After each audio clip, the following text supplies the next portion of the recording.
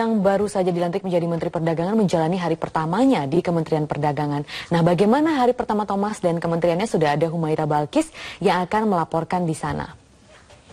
Balkis, bagaimanakah suasana di Kemendak? Dan juga apa ini yang menjadi perhatian utama Menteri Perdagangan yang baru? Kita tahu bahwa banyak sekali sorotan di sektor perdagangan kali ini, Balkis.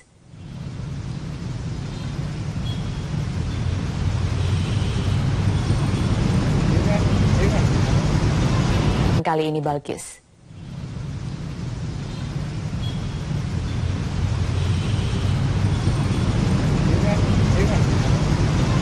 Di Aset Manajemen BPPN, suasana di kantor masih sepi dan beberapa pegawai belum terlihat.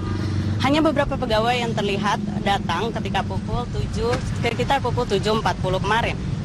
Menurut sejumlah pihak yang kami temui di sini, pergantian menteri tidak akan mempengaruhi kinerja kementerian dan tidak ada penyambut sekitar pukul 7.40 kemarin. Menurut sejumlah pihak yang kami temui di sini, pergantian menteri tidak akan mempengaruhi kinerja kementerian dan tidak ada penyambutan khusus pada hari pertama kerja Thomas Lembong. Presiden Joko Widodo berharap bahwa kinerja Kementerian Perdagangan kali ini akan lebih memfokuskan pada sektor-sektor perdagangan yang baru-baru ini, atas permasalahan yang baru-baru ini mencuat seperti anjloknya harga garam sebelum panen raya, serta kelangkaan daging dan mahalnya harga daging sapi. Sesaat setelah dilantik kemarin, Thomas Lembong sempat berpesan bahwa ia akan segera mencari solusi jangka pendek, terutama pada sektor lamanya waktu tunggu di pelabuhan atau dwelling time, dan juga untuk mencari solusi agar harga daging dapat kembali stabil. Maria. Humaira Balkis, terima kasih untuk informasinya. Dan pemirsa, masih seputar menteri yang baru ini, meski sudah dilantik menjadi Menko Polhukam, Luhut Panjaitan saat ini masih menjabat Kepala Staf Presiden. Dengan demikian ini Luhut akan memegang 2 jabatan sekaligus.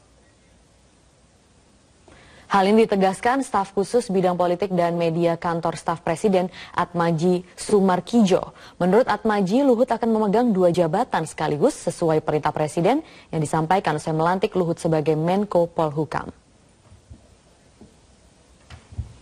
Kondisi ini akan terus berlangsung hingga waktu yang belum bisa ditentukan. Secara teknis, Luhut akan membagi tugas setelah resmi berkantor di Menko Polhukam. Dalam melaksanakan tugas sebagai Kepala Staf Presiden, Luhut akan dibantu 4 deputi, yakni Deputi Monitoring Program Strategis, Hubungan Antar Lembaga Negara, Makroekonomi, Komunikasi Publik, dan Analisa. Tidak hanya itu, terdapat 2 staf ahli, yakni di bidang hukum dan juga perundang-undangan, serta politik dan media. Bahwa Presiden secara sangat spesifik dan jelas menyebutkan bahwa beliau sementara tetap menjabat sebagai Kepala Staf Kepresidenan RI, sekaligus juga sebagai Menko Polhukam yang dia baru jabat tadi. Jadi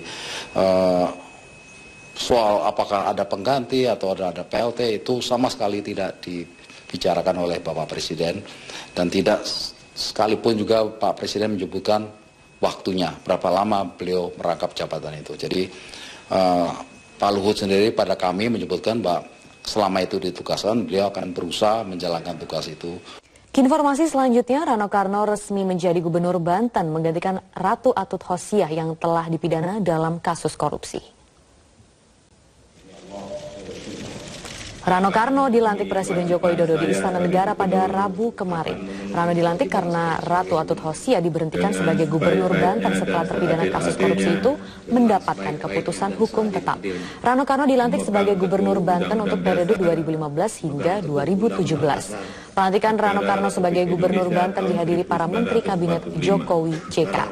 Pelantikan Rano dilakukan sebelum Presiden Joko Widodo melantik sejumlah menteri baru. Segala undang-undang dan menjalankan segala undang-undang dan peraturannya dengan seluruh-seluruhnya serta berbakti kepada masyarakat, nusa dan bangsa.